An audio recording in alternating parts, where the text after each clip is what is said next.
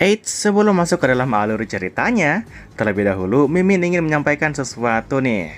Nah, kabar gembira bagi teman-teman yang ingin menonton novel genre salah paham yang berasal dari Novia. Soalnya Mimin telah mengupload videonya di halaman Traktir Mimin.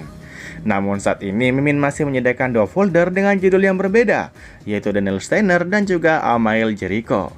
Dan sekedar info tambahan, adegan 18 plus dari novel Amael Jericho telah Mimin ceritakan secara eksplisit. Jadi bagi teman-teman yang nonton di video itu, harap menggunakan earphone atau semacamnya. Soalnya Mimin bahkan menyebut benda lelaki dan perempuan secara jelas hingga adegan itu-itunya. Nah, lantas bagaimana cara mengaksesnya? Gampang saja, teman-teman tinggal klik link di kolom komentar yang Mimin sudah pin. Setelah itu pilih konten eksklusif dan silakan beli dengan jumlah gelas cendol yang telah ditentukan. Mimin akan update terus novel salah paham dari novel ini. Jadi ditunggu ya informasi berikutnya dari Mimin. Oke, itu saja, mari lanjutkan videonya. Luka memandangi kapal-kapal terbang yang turun perlahan dari langit dan teringat bahwa di dunia ini kapal udara benar-benar hanyalah kapal yang terbang. Tidak ada balon raksasa seperti di dunia modern. Berkat sihir, persoalan daya apung bukan masalah, sehingga bentuknya beragam. Kapal-kapal yang digunakan untuk parade lebih mengutamakan estetika dibandingkan kepraktisan. Dinding-dinding kaca atau pelindung transparan memperlihatkan bagian dalamnya, lampu gemerlap dan orang-orang yang menari di dalam. Sebuah kapal besar berada di tengah, sementara kapal-kapal kecil mengitarinya seperti satelit. Otbo bersemangat menjelaskan mekanisme sihir penggerak yang digunakan, menyebutnya berbeda dari metode biasa dan lebih stabil meski kurang efisien. Luka tidak benar-benar memahami penjelasan teknis itu, tetapi ia membiarkan Otbo berbicara dan memilih fokus mengamati keadaan. Ia mencari petunjuk, mengaktifkan penglihatannya yang diperkuat energi petir, namun tidak menemukan kejanggalan pada dekorasi luar maupun aura orang-orang di atas kapal. Tiba-tiba ia menyadari keributan di kemudi salah satu kapal. Kapal itu tampak sulit dikendalikan dan perlahan mendekat ke arah stadion. Beberapa siswa mulai menyadarinya. Bisik-bisik berubah menjadi kegelisahan. Ketika jaraknya semakin dekat, kepanikan pecah. Seseorang berteriak, dan ketertiban yang susah payah dijaga langsung runtuh. Siswa-siswi berdesakan, saling mendorong, jatuh dan hampir terinjak. Di tengah kekacauan itu, Luka dan Isela berdiri teguh, membentuk semacam dinding untuk melindungi para penyihir yang lebih lemah. Otbo cemas melihat Luka terdorong, tetapi Luka tetap tenang. Seragamnya memiliki fungsi perlindungan, dan awan sihir di dalam dirinya menjadi penyangga tambahan. Ia menilai situasinya tidak separah yang terlihat. Menurutnya, mustahil tidak ada profesor hebat yang hadir di acara sebesar ini. Benar saja, sebuah suara dingin menggema di udara, memerintahkan semua untuk diam. Hanya dengan satu kata, seluruh stadion membeku, bahkan kapal udara yang jatuh pun terhenti di udara. Seorang wanita berambut dan bermata biru tua turun dari langit mengenakan jubah hitam polos. Wajahnya tanpa emosi, kulitnya pucat, auranya menekan. Luka langsung mengenalinya dari deskripsi yang ia ingat, Herote Marcato. Herote menegur para siswa karena panik terhadap hal sepele dan mengingatkan bahwa mereka adalah masa depan kekaisaran. Setelah itu, ia dengan mudah menyingkirkan kapal udara yang bermasalah dan menghilang. Keheningan tersisa di stadion.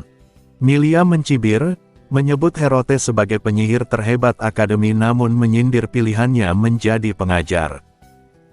Menurutnya, Herote adalah jenius yang bahkan melampaui menara sihir, salah satu dari 3 penyihir tingkat 10 di benua, tetapi hanya menjadi dekan jurusan ilmu sihir dan melakukan penelitian tanpa hasil mencolok.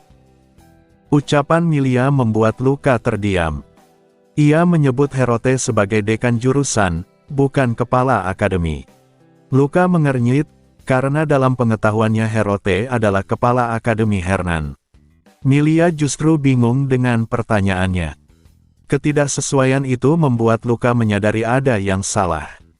Dalam ingatannya tentang kisah aslinya, Herote Marcato memang menjadi kepala akademi, tetapi disebutkan bahwa ia baru menjabat belum lama. Ia adalah tokoh penting di paruh akhir cerita, bukan penjahat, melainkan pihak yang pada akhirnya menjadi sekutu tidak langsung protagonis. Ia menargetkan organisasi Demons dan pada akhirnya gugur bersama iblis yang dilawannya. Kekuatan Herote hampir setara dengan protagonis. Namun jika saat ini Herote belum menjadi kepala akademi, berarti dalam kurun waktu setahun terjadi pergantian kepemimpinan. Luka menyadari bahwa selama ini ia tidak pernah benar-benar bertemu kepala akademi, sehingga tidak menyadari perubahan tersebut. Ia menyimpulkan sesuatu yang lebih mengerikan, insiden Martin bukanlah awal kegelapan yang menelan akademi, melainkan akhir dari proses infiltrasi yang sudah lama berlangsung. Akademi sudah berada dalam genggaman Demons jauh sebelum itu. Itulah sebabnya seseorang seperti Martin bisa masuk.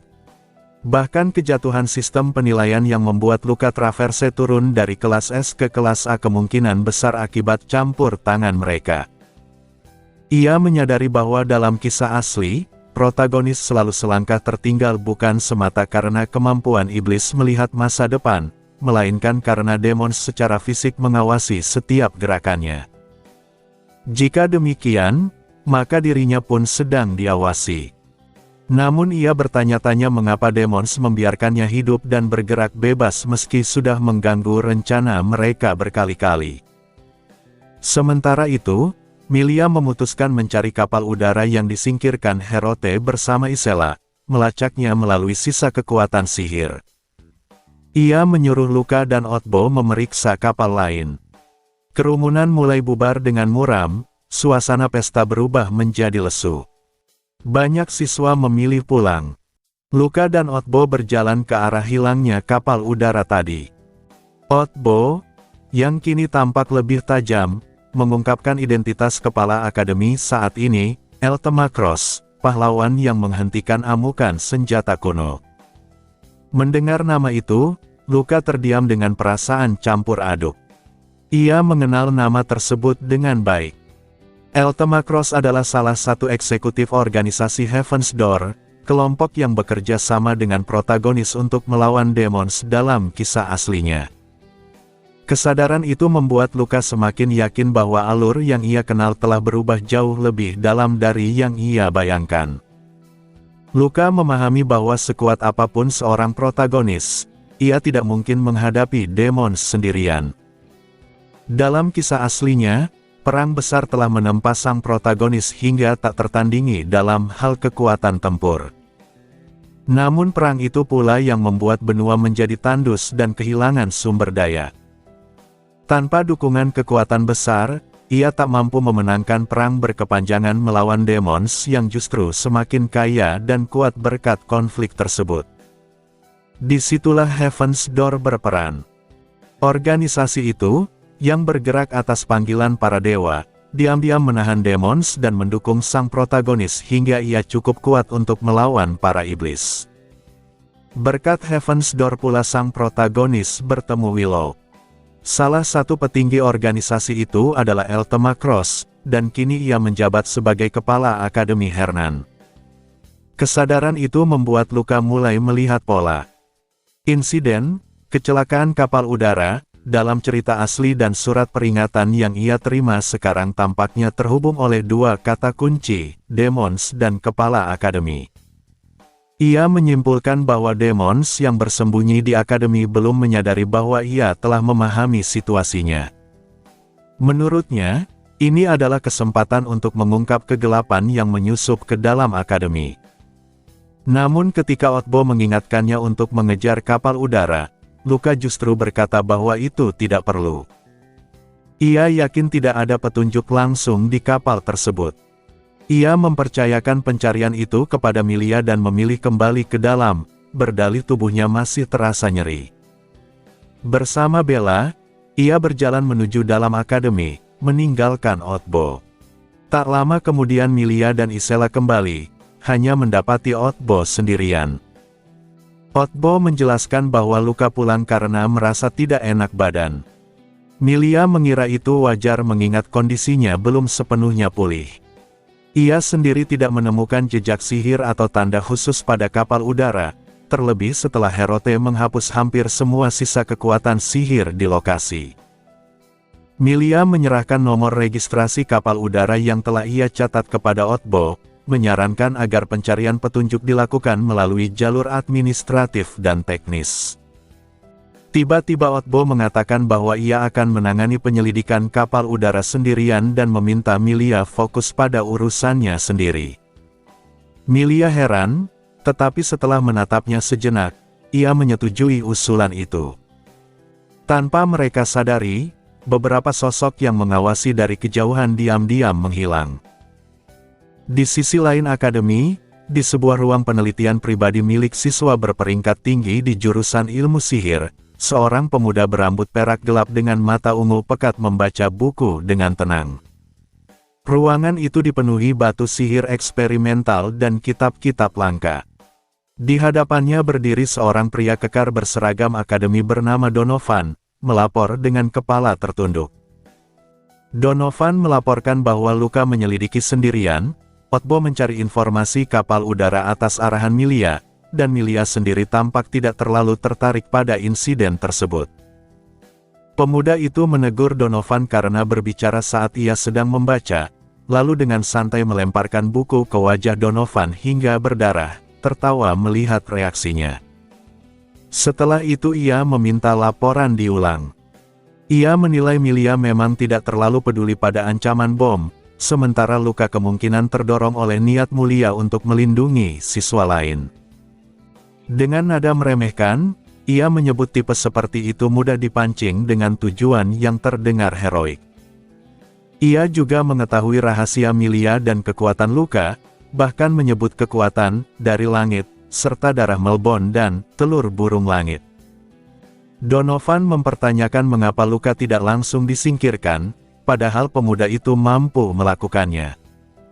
Pemuda itu mengingatkan bahwa ayahnya telah melarang membunuh Luka. Upaya penculikan pun dianggap berisiko, mengingat kegagalan Martin. Mereka membahas mata iblis milik Martin yang kini tak terlacak, menduga Milia menyembunyikannya dengan Dimension Core. Pemuda itu menggerakkan cincin bercorak titik di dalam persegi di jarinya, menyatakan bahwa Luka bukan prioritas utama saat ini. Rencana mereka adalah menjatuhkan status wanita itu melalui festival dan sepenuhnya menguasai akademi. Sementara itu, menjelang malam, Luka yang berpura-pura kembali ke ruang perawatan justru berjalan di area jurusan ilmu sihir bersama Bella. Bella melaporkan bahwa orang-orang yang membuntuti mereka telah menghilang. Luka mengakui bahwa ia sengaja datang ke sana untuk memeriksa sesuatu tanpa diketahui pihak yang mengawasinya. Ia ingin memastikan satu hal, apakah musuh dari musuhnya benar-benar sekutu. Dengan langkah mantap, ia menuju kantor dekan jurusan ilmu sihir, berniat memastikan kebenaran di balik nama Eltema Cross dan hubungan Heaven's Door dengan situasi di akademi.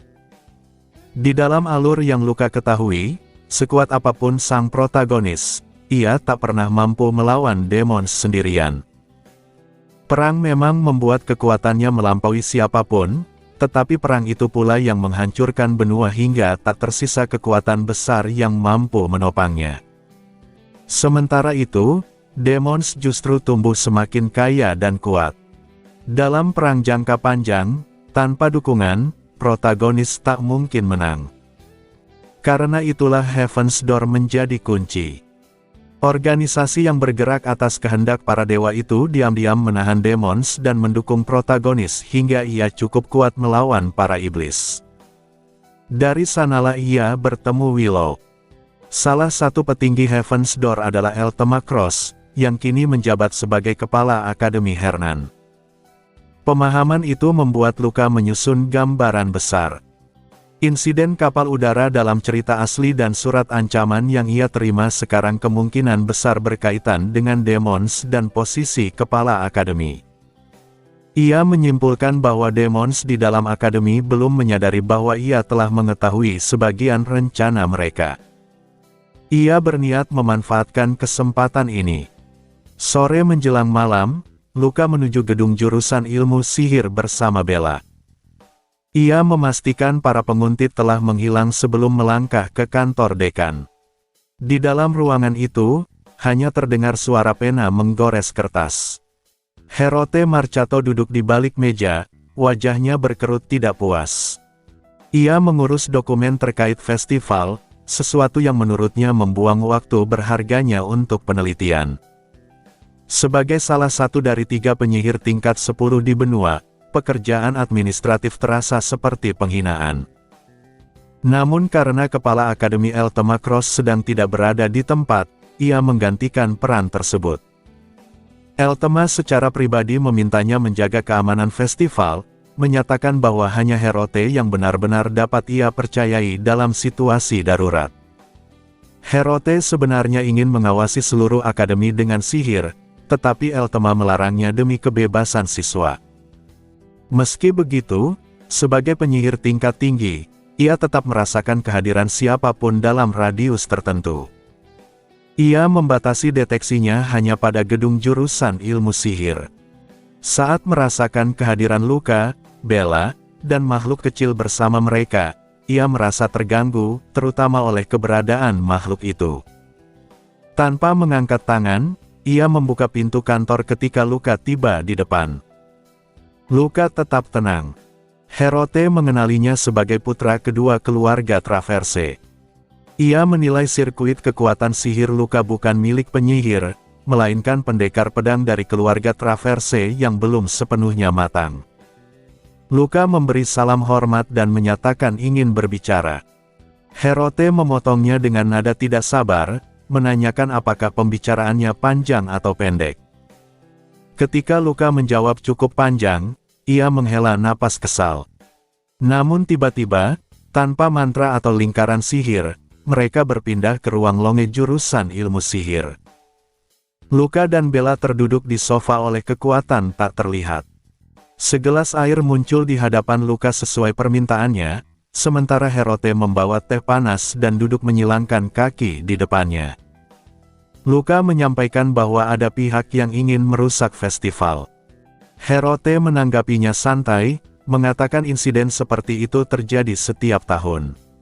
Ketika Luka menyerahkan surat ancaman, Herote membacanya sekilas dan mengakui bahwa Luka telah datang pada orang yang tepat. Ia meremas kertas itu dengan marah, tidak terima akademi dipermainkan. Luka memperingatkan bahwa tak mudah menemukan penghalang iblis dengan cara biasa. Herote menjawab bahwa ia tahu, meski metode langsung akan menimbulkan dampak besar sehingga ia memilih cara tidak langsung untuk melacak bom batu sihir dan pelakunya. Ia kemudian menyarankan Luka tetap berada di jurusan ilmu sihir demi keamanan. Luka menolak dengan tenang, menyatakan bahwa ia bukan target sebenarnya. Ketika Herote menyindir tentang burung kecil yang melindunginya, Luka menyatakan bahwa sasaran sebenarnya adalah kepala akademi. Seketika gelas dan cangkir di meja pecah, air dan teh membeku di udara. Mata Herote berubah dingin. Luka menjelaskan bahwa jika insiden besar terjadi saat festival, tanggung jawab akan jatuh pada kepala akademi.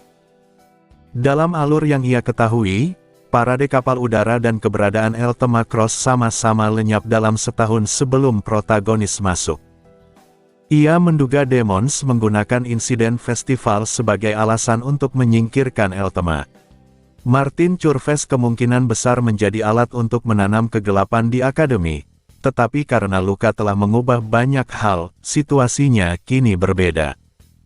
Herote meminta bukti. Luka menuntut janji bahwa apapun yang ia katakan akan dipercaya. Setelah ragu sejenak, Herote berjanji akan mempercayainya untuk saat ini. Luka menarik napas dan menyebut nama Demons. Dalam sekejap, Bella menariknya dan berguling menjauh saat sofa tempatnya duduk terkoyak dan terangkat ke udara. Herote memuji refleks mereka dengan suara tipis. Seragam Luka sedikit robek, tetapi ia tetap menatap Herote dengan tajam. Herote menyatakan ia tidak berniat membunuhnya. Namun dengan niat membunuh yang jelas terpancar di matanya, ia menyatakan bahwa ia akan memaksanya mengungkapkan semua yang ia ketahui. Bella telah mencabut belati kecilnya dan bersiap bertarung. Herote duduk di sofa sambil menatap mereka dengan tekanan mengintimidasi. Luka berdiri tegang sambil memeluk Waisel di antara dirinya dan Bella. Waisel berbisik agar mereka melarikan diri atau mencoba sesuatu, tetapi Luka menyuruhnya diam. Jika Waisel ikut campur, pertarungan sungguhan akan terjadi. Luka lalu meminta Herote menenangkan diri karena ia berniat menceritakan semuanya. Herote mempertanyakan alasan untuk mempercayainya. Luka menjawab bahwa tak ada jaminan apa yang ada dalam ingatannya adalah kebenaran mutlak. Bahkan jika pikirannya dibuka, tak ada jaminan ingatan itu bukan manipulasi demons. Ucapan itu membuat Herote terdiam, karena jika ia benar-benar mengetahui demons, kemungkinan itu bukan hal mustahil. Herote akhirnya menyuruhnya berbicara dan memulihkan kembali sofa serta gelas yang sempat hancur. Luka hendak duduk, tetapi Bella menarik lengannya, memberi isyarat agar kabur. Luka menolak dan duduk. Bella berdiri di belakangnya, siap melarikan diri kapan saja. Luka menjelaskan bahwa ia tidak tahu detail organisasi demons, tetapi tahu mereka berhubungan dengan iblis. Herote menanggapi dengan nada kesal karena itu terlalu umum.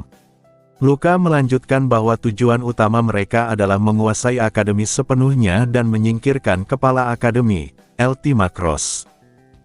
Herote mencibir, menolak gagasan bahwa seseorang berani menyingkirkan Eltima, tetapi Luka menegaskan bahwa maksudnya adalah mencopotnya dari jabatan, bukan membunuhnya. Ia menunjukkan surat peringatan yang diterimanya. Menurutnya, itu bukan peringatan, melainkan pemberitahuan. Sekalipun ia menemukannya, ledakan tetap akan terjadi dan ia justru akan dijadikan kambing hitam. Herote menyimpulkan bahwa bukti yang dimaksud adalah mata iblis dalam surat itu. Luka membenarkan dan menjelaskan bahwa pemilik aslinya adalah Martin Curves, agen demons yang menyusup ke akademi. Karena Martin, Eltima sedang pergi. Martin menargetkan Luka, dan akibatnya 3 siswa telah mati di hadapannya dan 3 lainnya hampir mati. Martin tidak mengetahui keberadaan Waisel. Kekuatan langit yang dimiliki Waisel mampu melawan kekuatan iblis, sehingga Luka berhasil membunuh Martin. Sebelum mencoba mengendalikan Luka dengan mata iblis, Martin sempat membocorkan rencana mereka. Akademi hampir sepenuhnya berada dalam kendali demons. Yang tersisa hanyalah menyingkirkan kepala akademi yang mengganggu. Setelah itu, mereka akan menjadikan akademi sebagai milik mereka dan menaklukkan kekaisaran dari sana. Meski bukti yang dimiliki Luka tipis, Herote mengakui bahwa itu tak bisa diabaikan. Herote mengajukan 2 pertanyaan. Pertama, di mana mata iblis itu berada? Luka mengatakan ia menyimpannya dengan aman dan tak akan menunjukkannya. Herote menerima jawaban itu. Kedua, ia mempertanyakan ketenangan Luka yang berlebihan untuk seorang siswa tahun pertama. Tiba-tiba lingkaran sihir muncul di mata Herote. Luka mencoba memejamkan mata, tetapi tubuhnya tak bergerak. Kesadarannya kabur saat sihir mental memindai pikirannya. Namun sesuatu menghalangi Herote dan mengusir kesadarannya dengan sensasi terpotong. Lingkaran sihir pecah, air mata berdarah mengalir dari mata Herote, dan Luka terjatuh terengah. Herote menuntut mengetahui apa yang tersembunyi dalam pikirannya. Luka yang setengah sadar mengejeknya agar tak melanggar privasinya. Marah, Herote berniat menahannya dan mengekstrak semua isi pikirannya secara paksa. Bella mengambil posisi bertarung dan Waisel memanggil kekuatan awan.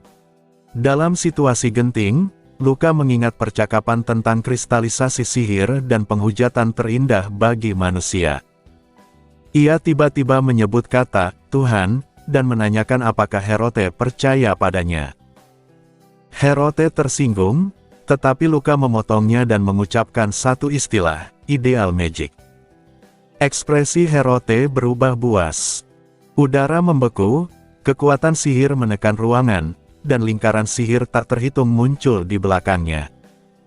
Namun ketika tatapan mereka bertemu, getaran itu menghilang. Pemandangan berubah. Herote mendapati dirinya berada di bawah langit malam indah dengan danau bercahaya. Refleksinya di permukaan danau memperlihatkan wajahnya sendiri dengan ekspresi garang dan air mata berdarah. Melihat wujudnya, emosinya mereda dan rasa malu muncul. Sekejap kemudian pemandangan kembali normal. Ia menatap mata biru Luka yang jernih dan tak bergetar. Ia mulai menyadari bahwa demons mungkin mengincar sesuatu pada diri Luka. Herote mencoba memahami bagaimana bocah itu mengetahui penelitiannya. Semua kemungkinan runtuh, hanya menyisakan kata, Tuhan, yang diucapkan Luka. Ia menyimpulkan bahwa tak ada cara lain Luka bisa tahu kecuali diberitahu oleh Tuhan. Penelitian ideal magic adalah rahasia mutlak. Hanya ia dan Ultima Cross yang mengetahui kebenarannya. Untuk meneliti sihir itu diperlukan penggunaan daya hidup, sesuatu yang dianggap tabu dalam sihir dan alkimia. Ia tidak ingin membunuh demi penelitian, sehingga ia mengumpulkan jejak kecil daya hidup dari manusia dengan vitalitas kuat. Akademi menjadi tempat ideal, karena setiap tahun dipenuhi siswa muda dengan daya hidup melimpah. Dengan dalih menjadikan Akademi Hernan yang terbaik melalui perekrutan penyihir hebat, ia dapat melakukan penelitian tanpa dicurigai. Laboratoriumnya dilindungi puluhan penghalang sihir yang bahkan penyihir lingkaran 10 pun sulit menembusnya. Herote bertanya apakah Tuhan mengungkapkan rahasianya untuk menghukumnya. Luka menjawab bahwa jika ada hukuman, ada pihak yang lebih pantas melaksanakannya. Herote tertawa getir. Bocah di depannya terlalu lemah untuk menjadi hukuman ilahi. Namun ada satu titik temu antara kehendak Tuhan dan kehendak mereka, menangkap demons. Luka menyatakan itulah yang sejak awal ingin ia bicarakan. Herote menghela napas, bersandar di sofa, menyilangkan kaki, dan menyuruhnya melanjutkan rencana. Mereka akhirnya kembali ke tujuan semula. Ketika Luka menyebut ideal magic, ia merasakan niat membunuh yang kuat dari Herote. Namun saat tatapan mereka bertemu, niat itu lenyap seketika. Luka merasakan deja vu aneh, tetapi ia menyingkirkannya dan memusatkan pikiran pada tujuannya. Ia telah sampai pada titik yang diinginkan, berhadapan langsung dengan Herote Marcato, sosok yang telah mencapai ideal. Jika ia mendapatkan kerjasamanya, ia bisa menyerang balik demons. Herote memperingatkan bahwa jika rencana Luka terdengar setengah matang seperti gagasan siswa tahun pertama, ia akan mengabaikannya. Luka menerimanya dan mulai menyusun penjelasan. Ia lebih dulu mengajukan pertanyaan. Ia menanyakan mengapa sebagai dekan Herote tidak memantau seluruh akademi. Herote menjawab bahwa Ultima melarangnya, bahkan dalam keadaan darurat, demi menjaga kebebasan siswa. Ultima percaya satu pengecualian akan melahirkan pengecualian berikutnya. Luka memahami alasan itu. Ia lalu menanyakan soal keberadaan Ultima. Herote menjelaskan bahwa kepala akademi sedang menyelidiki Martin Curves dan pergi menemui pihak Ordo, sehingga ia sendiri ditugaskan menangani festival pendirian. Luka menyadari masa depan telah berubah karena kasus Martin. Ketika Luka bertanya sejauh mana pengaruh demons di akademi, Herote mengaku tidak tahu apapun. Ultima sengaja tidak memberinya informasi agar ia tidak terganggu dari penelitiannya. Yang ia tahu hanya bahwa demons adalah kultus penyembah iblis yang tersebar di seluruh benua dan mengumpulkan relik. Menyadari tak akan mendapat informasi tambahan, Luka menyampaikan rencananya, ia akan menjadi umpan. Herote memahami maksudnya dan menilai rencana itu tidak buruk, meski berisiko besar. Luka menjelaskan bahwa demons berhati-hati dan kejam. Tanpa mengambil risiko, mustahil menangkap inti mereka. Mengharapkan menangkap binatang buas tanpa terluka adalah keserakahan. Herote mengakui Eltima tak akan menyetujui metode itu, tetapi ia sendiri menyukai tekad Luka. Ia setuju bekerja sama dan memberinya alat komunikasi pribadi yang tak bisa disadap kecuali oleh penyihir yang lebih kuat darinya. Ia berjanji akan bertindak seperti biasa dan membantu jika Luka memanggilnya. Herote kemudian memindahkan Luka, Bella, dan Waisel ke ruang rawat Luka dengan sihir teleportasi. Setelah itu, Bella menyatakan kekhawatirannya atas rencana tersebut. Luka menjawab bahwa demons memang menargetkannya. Bahkan jika ia diam, mereka akan menculik dan menyiksanya dengan sihir iblis. Ia tak berniat menerima akhir seperti itu. Jika tidak menyerang lebih dulu, ia akan menjadi korban. Bella menyarankan memberitahu kepala keluarga Traverse agar mendapat perlindungan, tetapi Luka mengingatkan bahwa bahkan Eltima pun tak mampu sepenuhnya menghentikan demons, dan bukan tidak mungkin antek mereka telah menyusup ke keluarga mereka. Ia menutup pembicaraan dengan santai dan menyuruh Bella menyiapkan camilan malam. Setelah Bella pergi, ia meminta Waisel melakukan sesuatu untuk rencananya. Hari pertama festival pendirian pun tiba.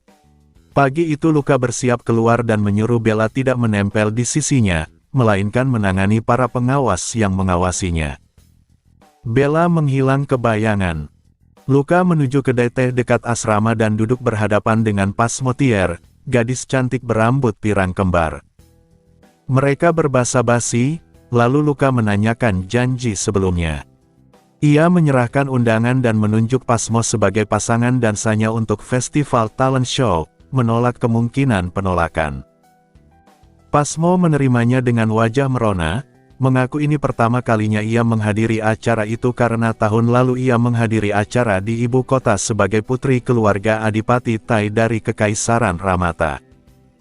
Pasmo menyebut dirinya sibuk dengan presentasi utama untuk Heteromorphic Alchemy Society, sehingga belum tentu punya banyak waktu.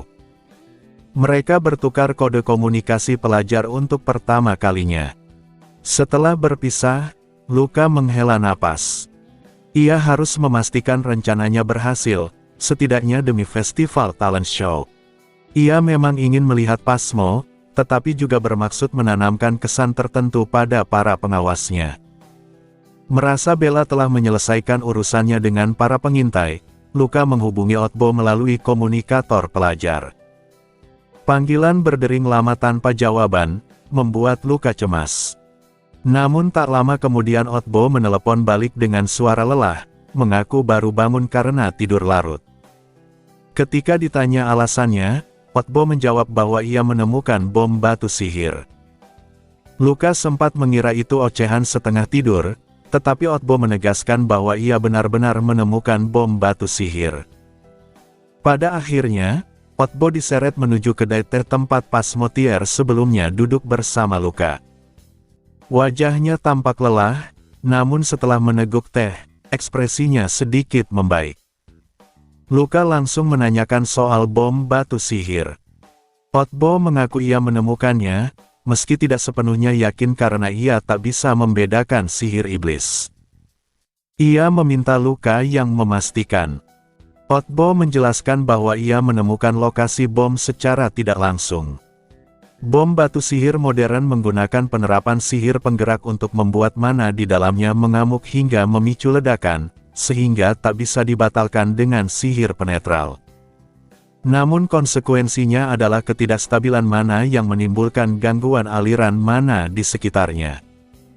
Dengan memeriksa tempat-tempat berkumpulnya orang dan mencari gangguan mana, ia menemukan lokasi mencurigakan. Jika sihir iblis mencoba menutupinya, justru akan menimbulkan gangguan lebih besar. Ia juga menyebut menemukan petunjuk terkait kapal udara berkat informasi dari Milia. Luka merangkum penjelasan panjang itu dengan singkat dan mengakui dalam hati bahwa metode Otbo sama seperti yang disebut Herote. Meski terkesan, ia hanya memujinya secara ringan. Namun kemudian ia mengatakan bahwa saat ini tidak perlu menemukan bom tersebut. Otbo kebingungan. Luka menjelaskan bahwa tujuan Demons bukan melihatnya menemukan bom, melainkan menjebaknya. Begitu ia menemukannya, mereka akan meledakkannya dan menuduhnya sebagai teroris. Surat peringatan itu hanyalah umpan agar ia berlarian mencari bom dan akhirnya terperangkap. Ia juga menduga mereka ingin ia menggunakan mata iblis milik Martin Curves untuk melacak sihir iblis. Mereka mungkin mengira ia hanyalah siswa naif atau sekadar boneka Milia, bahkan mungkin menganggap Isela yang membunuh Martin. Luka mencemooh kelicikan setengah matang itu. Otbo sempat merasakan jarak antara dirinya dan Luka, yang tampak terlalu tenang untuk ukuran siswa tahun pertama. Tetapi ia menepis pikiran itu dan mengingat bahwa mereka tetaplah teman. Luka lalu menyatakan telah menyiapkan rencana untuk memancing mereka keluar. Ketika Otbo bertanya, Luka justru mengatakan bahwa pertama-tama mereka harus menikmati festival.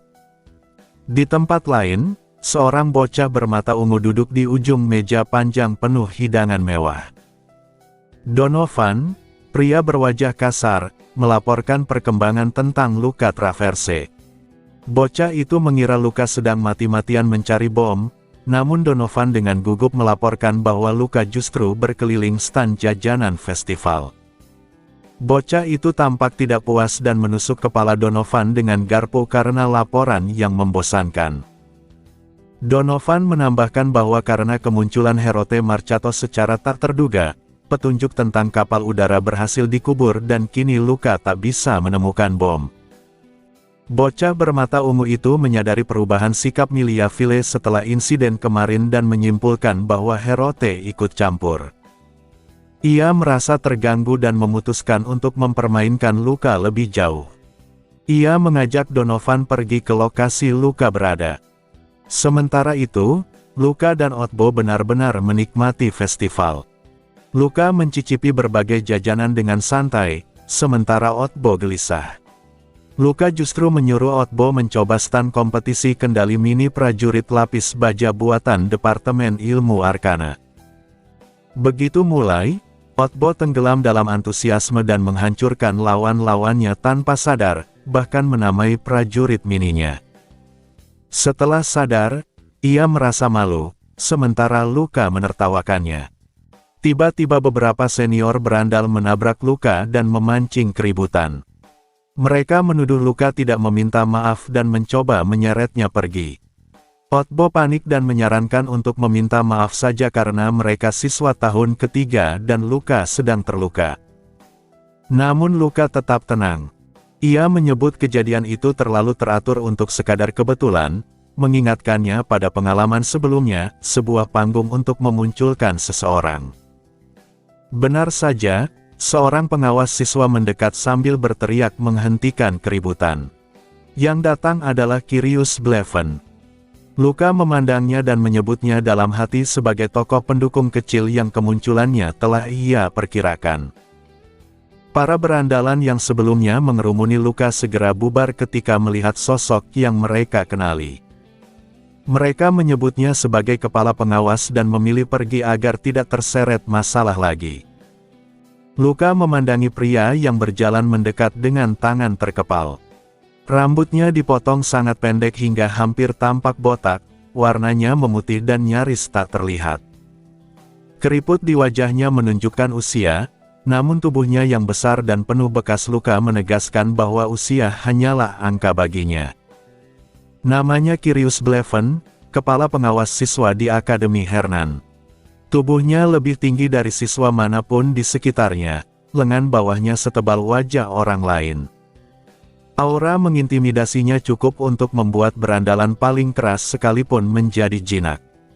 Dalam ingatan Luka, Kyrios adalah karakter sampingan yang mendekati sosok antagonis, bukan penjahat utama, tetapi figur yang kerap muncul untuk mengganggu tokoh utama, mengeluhkan runtuhnya disiplin sekolah dan mencoba mencatat kesalahan untuk mengeluarkannya. Namun kemunculannya di sini terasa janggal. Seharusnya yang muncul hanyalah karakter sekali lewat dalam skenario yang disiapkan Demons. Luka tahu para berandalan dan siapapun yang datang, menyelamatkan, mereka adalah bagian dari panggung sandiwara Demons. Ia memang sengaja memancing situasi itu di festival untuk mengikuti langkah-langkah rencananya, mengabaikan peringatan, membuntuti kaki tangan yang dikirim, lalu memaksa mereka mengirim anggota inti setelah sadar rencana mereka terbongkar. Kyrios menatapnya dengan amarah yang jelas. Ia memanggil nama Luka Traverse dan menuduhnya hendak membuat keributan lagi. Luka heran. Dalam cerita asli, Kyrios tidak pernah digambarkan sebagai bawahan Demons. Ia hanya membenci tokoh utama karena berbagai kekacauan. Namun selama ini Luka merasa dirinya lebih sering menjadi korban. Mengapa kebencian itu terasa begitu nyata sekarang? Amarah membara dari Kyrios, napasnya kasar, otot lengannya menegang seolah siap menghantam kapan saja. Tiba-tiba Kyrios meraih kerah Luka dan mengangkatnya. Karena perbedaan ukuran tubuh, kaki Luka terangkat dari tanah. Para siswa di sekitar terkejut dan mulai berbisik. Mereka mempertanyakan tindakan kekerasan di depan umum, apalagi saat festival. Situasi itu jelas di luar batas. Otbo menatap cemas, ragu sejenak sebelum melangkah maju. Namun sebelum ia sempat bertindak, seorang pria muda berpakaian santai menghentikan Kyrios. Ia adalah Profesor Latik, yang dikenali Otbo sebagai pengajar dari Departemen Sihir. Meski ditegur, Kyrios tidak langsung melepaskan Luka. Ia menuduh Luka telah menyebabkan kerusakan besar pada akademi. Tekanannya semakin kuat hingga tulang selangkah Luka terasa terancam. Retakan kecil terdengar, dan Luka mengerang kesakitan. Profesor Latik akhirnya memaksa Kyrios melepaskannya. Otbo menangkap tubuh Luka yang nyaris roboh. Luka merasakan nyeri tajam di tubuhnya. Ia menyadari kondisinya memang belum pulih sepenuhnya, dan baru sekarang memahami mengapa ia dilarang mengikuti kelas. Sementara itu, Latik memarahi Kyrios karena menggunakan kekerasan, terlebih pada siswa yang sedang cedera. Bisik-bisik siswa lain memperburuk keadaan, menyebut tindakan itu kejam.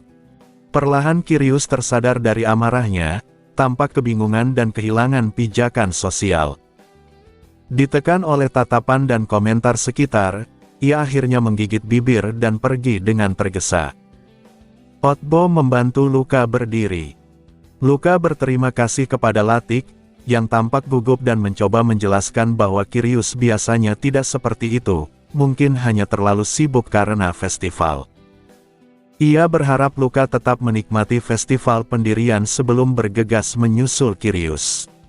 Otbo menjelaskan bahwa Latik berasal dari Departemen Sihir, khususnya studi desain sihir, sehingga ia mengenalnya. Luka lalu bertanya apakah kabar tentang cederanya memang sudah diketahui umum, mengingat Latik menyebutnya tidak sehat di depan semua orang. Di atap gedung Departemen Sihir, seorang anak laki-laki bermata ungu mengamati seluruh keributan itu. Ia menggaruk pipinya sambil bergumam bahwa bakatnya sendiri terkadang menakutkan, melihat emosi Kyrios meluap tak terkendali. Ia adalah Miros. Donovan, yang berdiri di sampingnya, bertanya mengapa Kyrios tidak sepenuhnya bertindak sesuai kehendak Miros. Miros menjelaskan bahwa sihir yang ia gunakan hanya memperbesar emosi tertentu terhadap target tertentu, bukan mengendalikan pikiran sepenuhnya. Hanya ayahnya yang mampu menguasai pikiran seorang guru sepenuhnya. Miros mengeluhkan bahwa tindakan Kyrios terlalu mencolok dan bisa menarik perhatian. Ia lebih memilih tekanan halus terhadap Luka, bukan kekerasan terbuka. Donovan khawatir jika insiden ini sampai ke rapat fakultas. Namun Miros merasa tidak masalah. Jika rencana teror mereka berhasil, semuanya akan tertutup. Mereka hanya perlu menjebak Luka sebagai pelaku. Rencana awalnya adalah membuat Luka berkelahi dengan berandalan, lalu dimarahi dan dilarang menghadiri festival oleh Kyrios. Kini, dengan suasana festival Luka sudah rusak, setengah tujuan telah tercapai. Yang tersisa adalah meningkatkan kesadaran Luka tentang bom agar ia terpancing mencarinya. Saat itu Latik muncul di atap dan menegur Miros dengan tajam, menanyakan apa yang ia lakukan pada Profesor Kirius. Miros menegurnya balik dengan dingin, mengingatkan posisi Latik jika ingin bergabung dengan keluarganya setelah lulus. Tertekan, Latik meminta maaf. Miros mendekat, membujuknya dengan janji bahwa jika dikeluarkan dari akademi, keluarganya akan menampungnya dan membiarkannya melakukan penelitian apapun yang diinginkan. Tatapan Latik menjadi kosong. Sebuah lingkaran sihir berbentuk persegi muncul di belakang lehernya. Miros berbisik bahwa Latik akan bisa melakukan penelitian yang tak diizinkan akademi, asal menuruti perintahnya. Latik menjawab patuh. Miros tersenyum cerah namun dingin, lalu memerintahkannya, atas namanya, untuk melemparkan akademi ke dalam kekacauan. Luka meninggalkan area pasar festival sambil mencari keberadaan Profesor Latik yang tiba-tiba menghilang. Ia merasa ada sesuatu yang mencurigakan, terutama karena waktu kemunculan Latik yang terlalu tepat dan fakta bahwa pria itu mengetahui kondisi kesehatannya. Jika Latik adalah profesor berpangkat tinggi, mungkin Luka tidak akan terlalu curiga. Namun menurut Otbo, Latik hanyalah profesor biasa dari Departemen Sihir, tidak memegang kelas penting dan sama sekali tidak berkaitan dengan Luka. Informasi tentang cedera Luka dan beberapa siswa lain seharusnya dirahasiakan. Kemungkinan besar kabar itu bahkan tidak sampai ke profesor biasa. Kalaupun sampai, mereka pasti sudah diperingatkan untuk tidak menyebarkannya. Kecurigaan Luka pun semakin kuat. Ia memanggil Bella, yang langsung muncul dari titik buta, membuat Otbo terkejut. Luka sudah terbiasa dengan kemunculannya yang tiba-tiba. Bella melaporkan bahwa para siswa yang memulai keributan menuju area permainan Departemen Ilmu Pedang, Kirius menuju gedung pusat akademi, sedangkan Latik menghilang begitu saja. Luka kemudian memanggil Waisel dengan siulan. Ia menanyakan kemana orang yang menghentikan Kirius pergi. Waisel menjawab bahwa mereka meninggalkan lokasi melalui atap sebuah gedung tak jauh dari sana. Gedung itu adalah gedung Departemen Sihir, tempat yang sering Luka datangi untuk menjemput seseorang. Luka teringat bahwa ia pernah meminta Waisel untuk memantau setiap kejadian di sekitarnya dan mengikuti pergerakan orang-orang yang terlibat, tanpa ikut campur. Dengan kemampuan menyembunyikan diri menggunakan kekuatan awan, Waisel dapat membuntuti target tanpa terdeteksi. Penilaiannya terbukti benar. Waisel menyebutkan bahwa ada satu orang yang bahkan terasa berbahaya baginya. Bukan karena kekuatan iblis, melainkan jejak penggunaan tabu. Ia tidak ingat tabu apa tepatnya, tetapi merasakan dengan jelas bahwa itu pelanggaran berat. Otbo menyela dan menjelaskan bahwa dalam sihir terdapat 3 tabu utama, kehidupan, kematian, dan pikiran. Manusia dilarang meneliti atau mencampuri ketiganya. Waisel langsung mengiyakan, menyebutnya sebagai tabu yang ditetapkan para dewa. Otbo menambahkan bahwa tabu terkait pikiran sulit ditindak karena sering digunakan secara diam-diam untuk interogasi atau penyiksaan budak dan kriminal. Gereja tidak selalu menyatakannya sebagai bidah. Beberapa keluarga bahkan menelitinya secara rahasia. Secara umum, pelaku tabu biasanya dibunuh oleh organisasi atau negaranya sendiri sebelum Ordo Suci Ascente turun tangan, karena hukuman gereja berarti pemusnahan total semua yang terkait dengan bidah tersebut. Luka menilai lawan mereka berbahaya bahkan tanpa kekuatan iblis. Ia bertanya apakah pasukan prajurit baja milik Otbo sudah diperbaiki, tetapi jawabannya belum. Itu berarti pilihan yang dapat diandalkan hanya Isela. Waisel menggambarkan 2 sosok yang ia lihat, satu bertubuh besar mengenakan topeng, satu lagi berambut perak seusia Luka mengenakan seragam siswa. Luka lalu menghubungi Bogus melalui buku catatan siswanya yang telah dimodifikasi. Ia meminta data siswa berambut perak yang memerintah raksasa bertopeng. Bogus mengeluh karena itu terlalu umum, bahkan jika difilter untuk tingkat bawah tetap lebih dari 1000 siswa. Luka menyadari ia tidak bisa memberi detail tentang demons atau bom batu sihir. Sebagai imbalan, Luka memberikan informasi bahwa ia mengenal Herote Marcato, dekan Departemen Sihir. Bogus terkejut, tetapi tertarik dan setuju membantu mencari data sebagai balasan. Setelah percakapan selesai, Luka memutuskan beralih ke rencana B. Ia menjelaskan kepada Otbo bahwa ia menyiapkan hingga 5 rencana, dari A sampai E. Rencana A adalah memancing musuh di tempat ramai. Karena gagal, risiko meningkat. Rencana B justru kebalikannya, mengunjungi tempat sepi. Jika di tempat ramai saja mereka berani bertindak, di tempat sepi mereka akan lebih terang-terangan. Meski lebih berbahaya, Luka menegaskan ia tidak akan bertindak tanpa cadangan. Ia akan menuju tempat aman, setidaknya dekat seseorang yang tidak akan membiarkannya terluka.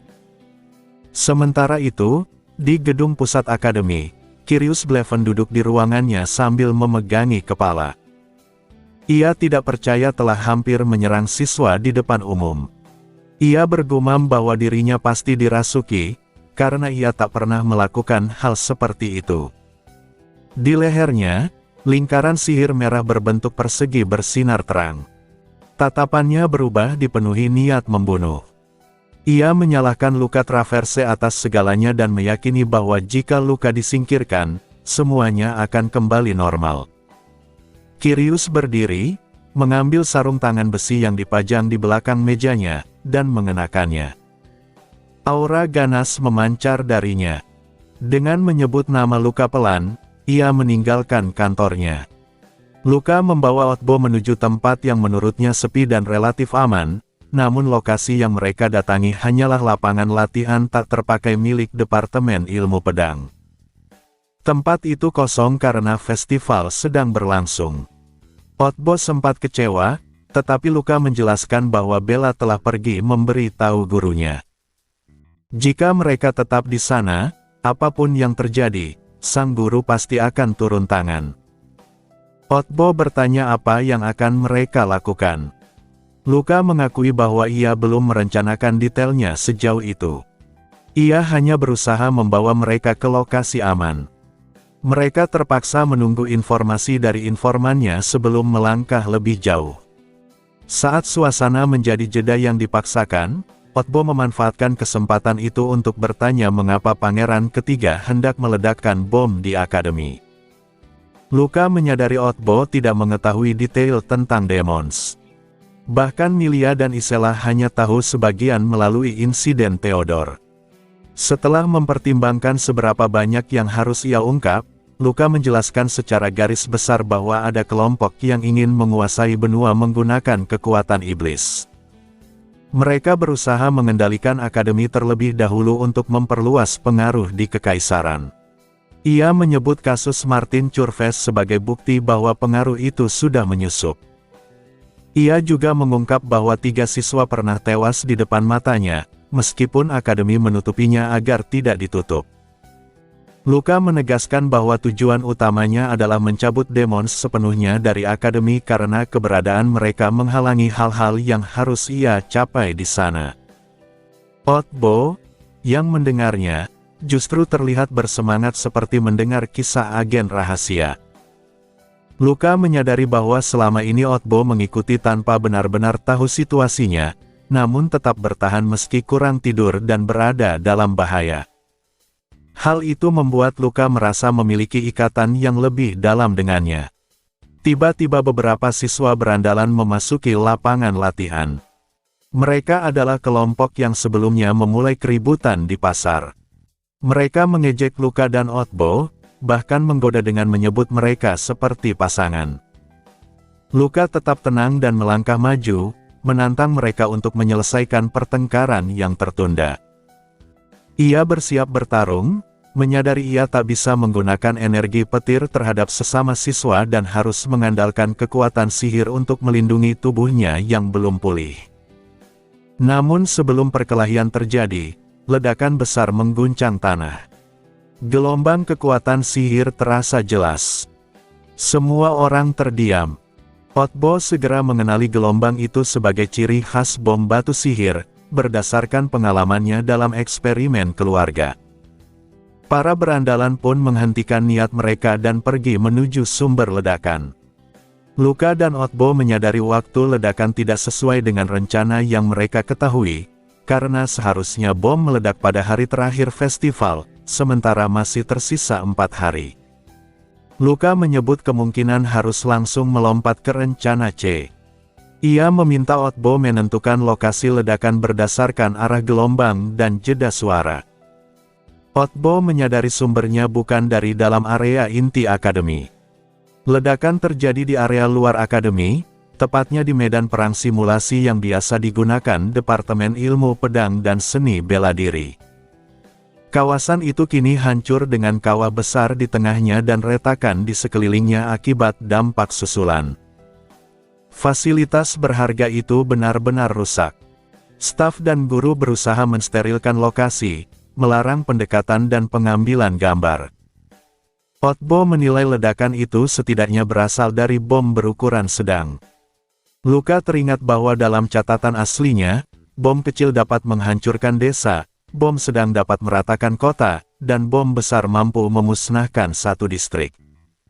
Melihat kerusakan di depan mata, ia menyadari betapa dahsyatnya dampak jika bom seperti itu meledak di kota. Namun Otbo masih kebingungan mengenai satu hal, bagaimana bom batu sihir bisa masuk ke dalam wilayah akademi. Di tengah pertanyaan itu, seseorang memanggil nama Luka. Ketika menoleh, Luka terkejut melihat gurunya, Creepy, berdiri di sana dengan tubuh penuh luka. Miros memandang Kirius dengan ekspresi kesal ketika pria itu berkeliaran dengan mata penuh niat membunuh sambil menggumamkan nama Luka. Aura gelap memancar dari tinju besi kebanggaannya. Donovan merasa gelisah dan menyarankan agar mereka menghentikannya, tetapi Miros justru merenung. Ia menyadari lingkaran sihir peninggalan Martin yang digunakannya untuk memperkuat emosi ternyata bekerja jauh lebih kuat dari perkiraan. Ketika Donovan khawatir Kirius bisa benar-benar membunuh Luka atau melukai siswa lain, Miros malah tersenyum dan memutuskan membiarkan Luka yang menghadapinya. Ia yakin selalu ada seseorang yang melindungi Luka. Jika Luka diserang, pelindungnya akan turun tangan. Dengan santai ia menyatakan bahwa jika Luka mati pun, itu bukan masalah besar. Miros mendekati Kirius dari belakang tanpa terdeteksi berkat lingkaran sihir di leher sang profesor. Ia memberitahu bahwa Luka berada di Departemen Ilmu Pedang. Seketika Kirius membuka mata lebar, menggertakkan gigi, dan berjalan ke sana dengan niat membara. Miros melambaikan tangan sambil tersenyum tipis, menyuruhnya mengamuk dan membuat Luka merasakan ketakutan yang lebih dalam. Di sisi lain, sebelum ledakan terdengar, Creepy duduk kelelahan. Ia untuk pertama kalinya beristirahat sejak festival dimulai. Atas perintah kepala sekolah, gurunya meninggalkan tugas dan mempercayakan kepadanya posisi pelaksana dekan Departemen Ilmu Pedang. Meski menggerutu karena merasa pekerjaan itu tidak cocok baginya, ia tetap menerimanya sebagai bentuk kepercayaan. Ia bahkan sempat berpikir akan memberi Luka hadiah jika festival berjalan lancar. Saat hendak berpatroli, ia merasakan niat membunuh yang sangat kuat di dalam akademi. Ia segera menyadari mengapa guru lain tidak turun tangan, orang yang memancarkan aura itu adalah mantan juara turnamen bela diri. Creepy menimbang apakah perlu bertindak. Ia menyentuh pedangnya, merasa firasat bahwa ini berkaitan dengan Luka. Dengan kilatan gerak cepat, ia menghilang dan muncul tepat di hadapan Kirius yang memasuki area Departemen Ilmu Pedang. Creepy memperingatkan Kirius agar menahan niat membunuhnya. Namun Kirius hanya menggeram menyebut nama Luka dan menyerang.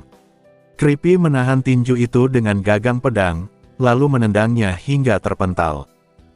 Meski sudah melewati masa puncaknya, kekuatan Kirius tetap luar biasa.